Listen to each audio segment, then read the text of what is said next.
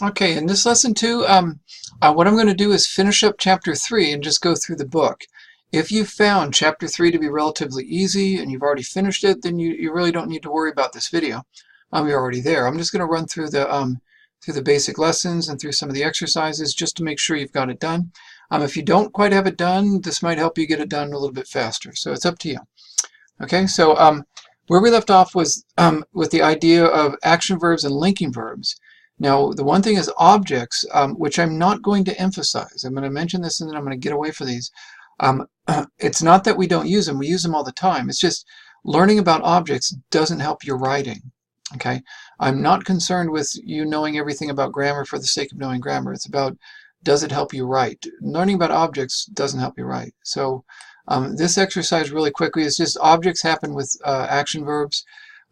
Barry Bonds hit the ball hit Barry Bonds. That's just Barry Bonds here is the subject, Barry Bonds here is the object. The ball is the object here it's the subject. So that's just the roles they're playing. This is all nouns and verbs, nouns and verbs. We just switched them and switched the roles. So that's pretty easy. Now, this one gets into transitive and intransitive verbs. Don't worry about exercise 3-4, okay? Don't worry about it. It's not worth the effort. Many students get confused on it, but it doesn't make their writing any better. So if you don't get it, just skip it, okay? The other ones I do want you to spend some time on. Now, linking verbs always do have complements. And let me get rid of myself here. Bing. Linking verbs always do have complements. Action verbs, sometimes they have objects, sometimes they don't. Linking verbs always have complements, okay? Because they set up the A equals B situation. The linking verb is the equal sign. So there must be a B. You can't just have A equals. So these are your linking verbs once again. So these are them, and get can be a linking verb. If I said I got tired, I didn't go out and get the tired. I didn't do anything. I'm just saying I am tired. Okay. Smell. If I said George smells the roses, he did something. But if I say my feet smell funny, my feet didn't do anything. George actually went out and sniffed the roses, but I'm not describing him as a rose. But if I say my feet smell funny, then I'm describing how they are. I'm describing them. Okay. Same thing with the others. If I say the music sounds good, the music's not doing anything. I'm describing it. Okay. If I taste the food, I'm doing something. I'm not describing, if I said Dougie tasted the burrito, I'm not saying Dougie is a burrito. I'm not doing that. I might do that, but I'm not. He's actually doing something. But if I say the burrito tastes good, the burrito is not doing anything. That burrito is not going out and eating Tokyo. It's not doing that. I'm instead just saying the burrito is good. The burrito tastes good. That's an A equals B. Okay? So with the linking verbs, you always have to think through. Many of them, I should say, to be and to seem are almost, and to become are almost always linking verbs. It's very hard you can't make to be into an action verb. You can't. To seem and to become would be very hard to make into action verbs. The rest of them could be one or the other. They can't be both. It has to choose a side. So just understand that oftentimes with these verbs, and more often when we use them, we do use them as linking verbs, not as actions. Okay. If you grow tired of grammar, you did not grow any taller. You just became, you seemed, you were tired of grammar. I described you. But if the plant grows, it's actually doing something slowly. Okay? So grow can be either one. So just know that with linking verbs, they can bat from both sides of the plate, but they have to choose one side or the other. The baseball bats are Louisville Sluggers. Okay? In the clubhouse is just describing the baseball bats. A equals B. That's what it is. A equals B, cold. I am cold. I didn't do anything. Okay? The baseball bats didn't do anything. I'm just describing them as Louisville Sluggers. Okay? That's linking verbs. And we use those types of verbs all the time. Okay? And all clauses are going to go either linking clause or action clause or linking clause. These are examples of linking clauses. The er is your subject, was is your verb, cold is your description. So all you got to do is write, circle this, and then put A equals B. That's all you got to do. The dogs is the subject, seemed is the verb, tired is the description. A equals B. Okay.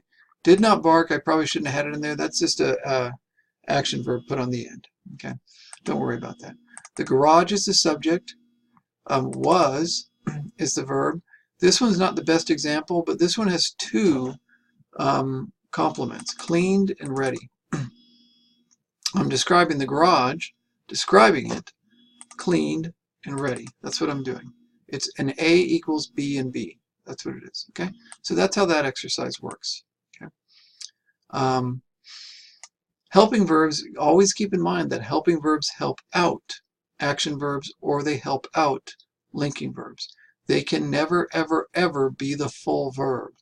And they are always, always, always stacked in front of the main verb. And that main verb is always going to be action or linking. Okay? The one thing that is confusing, the most common linking verb is the verb to be. The most common helping verb is the verb to be. You can tell the difference by looking at the position. If it's in the main verb position, it's a linking verb.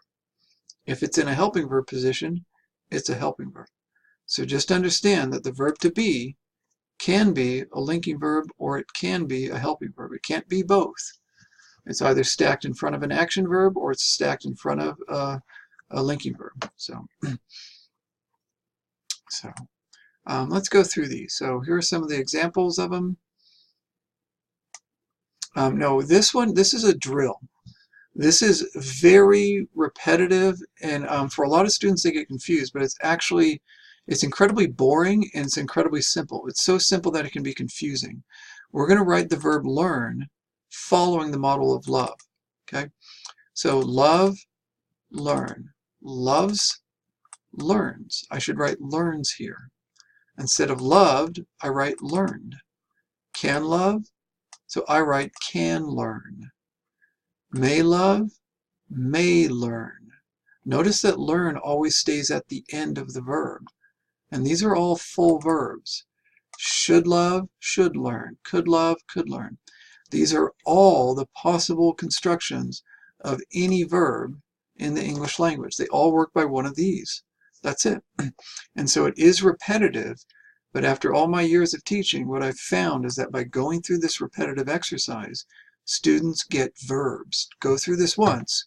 It's incredibly boring, but it works really well to teach you how verbs work. Must have loved, so you write must have learned. Might have been loved, you write might have been learned. Should have been loved, should have been learned. Could have loved, could have learned. That's all you've got to do. So you see this verb, you just make it change the main verb to learn, and then you'll understand verbs. So it is repetitive, it is boring, but boy does it work. Okay. Identifying the subjects and verbs is a little more complicated. It's at core, it's simple, but I've noticed over the years that students do get confused with it because it's a little bit challenging. It's how nouns operate. How nouns can be subjects and have a verb, or they can be an object within a prepositional phrase. Most students are aware that nouns are what function as subjects. In other words, subjects are almost always nouns. But the funny thing is, nouns aren't always subjects. So in other words, subjects are almost always nouns. But nouns can be subjects or they can be objects. And they can be an object of a verb or they can be an object of a preposition. So that's what they can do. They can do different things. They don't always have to be subjects. They can be objects. And so it's very confusing when you're looking for the subject and verb because oftentimes what you get are prepositional phrases mixed in there. Okay, so this one, for example, fireman extinguished. Most students can get that. Fireman is the subject, extinguished is the verb. Okay, and the subject of a sentence can never ever be in a prepositional phrase. Okay, so isolating the subject can be a little more difficult when you have sentences like these. And these are not that complicated. But I'll tell you, isolating the subjects and verbs in this is much more difficult for students than in the first one. One of the firemen has been taken to the hospital for smoke inhalation. The prepositional phrases in here are of the fireman to the hospital for smoke inhalation. All of those are prepositional phrases. The subject cannot be in a prepositional phrase, period. In this case, most students will say fireman is the subject. It is not. And this is where that other definition that the subject is who or what the sentence is about, people are thinking that this sentence is about the fireman. But that's not the subject of the sentence, okay? That's the topic of it. That's what it's about in general. But that's not going to help you find the subject of it. Because the firemen weren't taken to the hospital. One has been taken. If you just look for who or what the sentence is about, you're going to be wrong very often when trying to find the subject and verb of a sentence. One has been taken. That's the subject and verb of the sentence. That's not debatable. Okay? There's no maybe about that. Of the firemen is a prepositional phrase. It can be taken out of the sentence. So can to the hospital and for smoke inhalation. The independent clause is one has been taken. All of that, of the firemen to the hospital for smoke inhalation, that's all added precision and added detail. So that's what it does. It's all optional, but notice how much it adds to the sentence. And the next one, at the track meet, the quickest of the runners won the race. Most students will say either track meet or runners is the subject of the sentence, possibly race. And not one of those is the subject of the sentence. If we get rid of the prepositional phrases first, at the track meet of the runners is eliminated. And then what do you have left? The quickest won the race. Now, when people look at that, students often say, oh, well, I can get the subject now. The quickest one. The subject and verb makes sense. The quickest is referring to a runner. It's just describing him. That's the subject of the sentence. That's what's performing the verb. And they click together. The quickest won the race. That's the object. So it's the race. The subject is usually, almost always in front of the verb. There's some rare exceptions that aren't worth covering. So don't worry about the exceptions. The quickest won the race. That's the independent clause once you get rid of the prepositional phrases. And the next one, the first part of the play lasts 20 minutes. Most students will say the play is the subject of the sentence, but again, it's not because it's in a prepositional phrase. And this is an absolute rule in English. I have yet to find an exception to it where the subject is actually in the prepositional phrase. Maybe there is one out there. I haven't found it yet, but I won't say it doesn't exist, but it certainly isn't common and it's not worth worrying about. The first part is the subject of the sentence. That first part lasts 20 minutes. Notice that makes sense together as a clause. Your shit detector will say the first part lasts 20 minutes. Yeah, that sounds like a clause because it clicks. That's the single unit. Of the play is a prepositional phrase being added on, so you know the first part of what. It's not the first part of the opera or the first part of class. It's the first part of the play. Okay, so it's describing the part.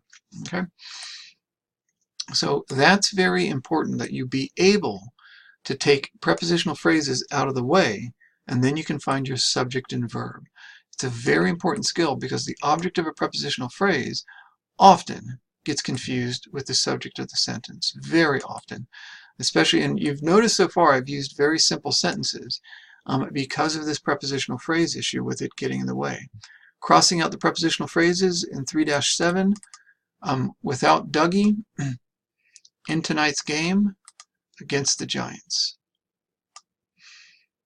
Of gaining access to the club to the doorman. Notice what remains. The proper way involves giving a few dollars.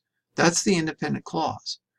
The proper way is the subject. The softball team is not as, it should be no chance.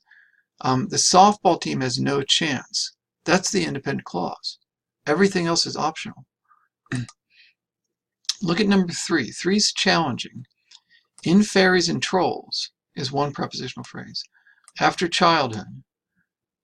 Of delayed development. That's all prepositional phrase, and it can all be taken out. Belief can be a sign. That's the independent clause. Belief can be a sign. That makes sense by itself. That clicks. Belief is your subject. Can be is your verb. A equals B. It's a linking verb clause. That's what it is. It's a linking clause. Of the oil company, from the crisis. President needed, subject verb. So just get the prepositional phrases and you'll get used to knocking out all the clutter around the subject and verb. That's what we'll do. The subject and verb oftentimes float to the top. In some sentences, you won't have any prepositional phrases, but the prepositional phrases clutter up the sentence and often make it difficult to find that subject and verb. Okay?